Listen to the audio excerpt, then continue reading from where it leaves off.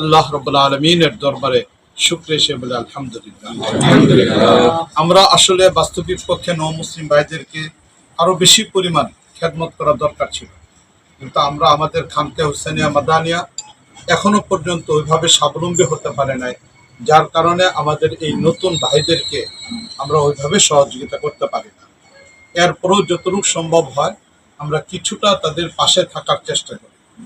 বাস্তবিক পক্ষে যারা ইসলাম গ্রহণ করে সবাই মুসলমান, মুসলিম বলতে কোনো কিছু নেই, এই হিসেবে সবাই মুসলমান, কিন্তু আমাদের পরস্পর একে অন্যের সহযোগিতা প্রয়োজন ছিল, কিন্তু এই সহযোগিতাটা আমরা ওইভাবে করতে পারতেছি না।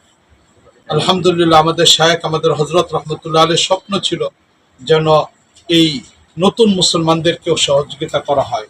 কোরআনে কারিমের মধ্যে আল্লাহ রাব্বুল আলামিন মুআল্লাফাতুল কুলুব যাকাতের মাসরাফের একটা খাত হিসেবে উল্লেখ করেছেন, তাই তাদের পাশে আমাদের থাকার ব্যাপার